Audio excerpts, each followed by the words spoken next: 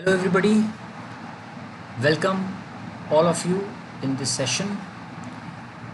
आज के सेशन में हम बात कर रहे हैं how to remain unaffected, how to be tough so that you can win in the end. कैसे टफ रहिए आप और अनअफेक्टेड रहिए। आपके आसपास की घटनाएं जो घटित हो रही हैं आपकी ज़िंदगी में वो आपको अफेक्ट करती हैं और इस तरह से दिमागी रूप से परेशान करती हैं, आप इतना डिस्टर्ब हो जाते हैं कि आप अपने नॉर्मल रूटीन को फॉलो नहीं कर पाते, वर्क नहीं कर पाते। तो कैसे हम अनअफेक्टेड रहें और क्यों रहें, इस बारे में आज हम बात करेंगे कि चीज़ों से अपने आप को प्रभावित ना होने दें। कैसे?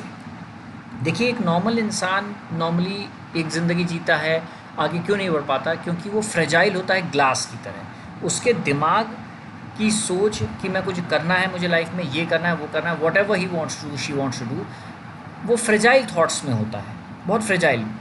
कांच की तरह उसकी जो प्लानिंग होती है किस चीज़ को करने की, वो फ्रेजाइल होती है। इसलिए don't be fragile like a glass कि आज आप जरा सी ठेस लगी और टूट गया।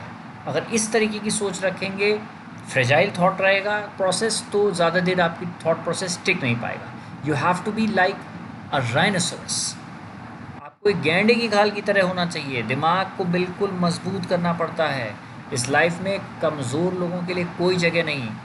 You have to develop the hide of a rhinoceros to fight this world.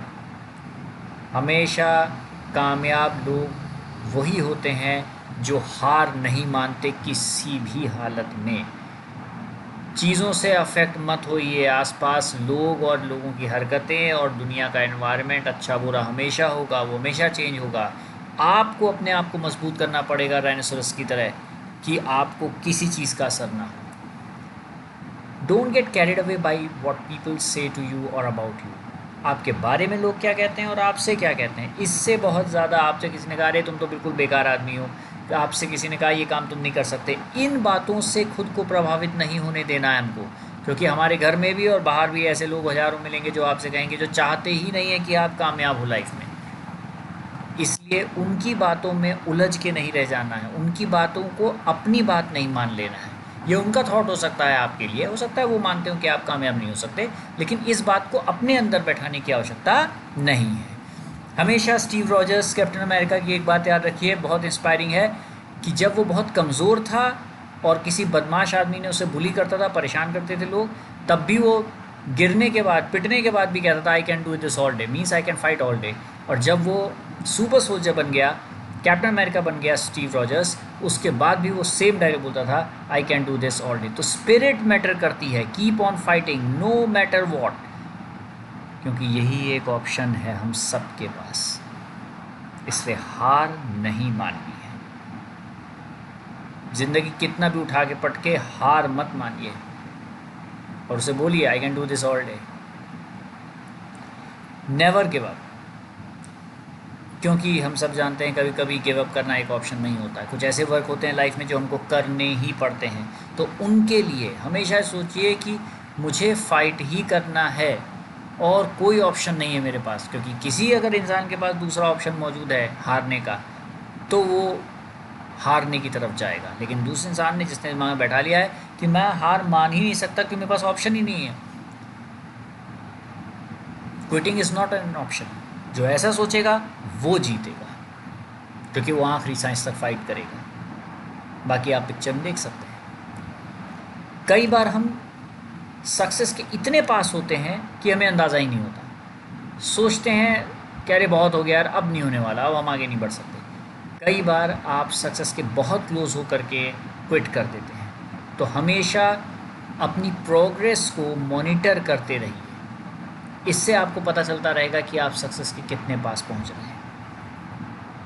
क्योंकि quitters never win and winners never quit.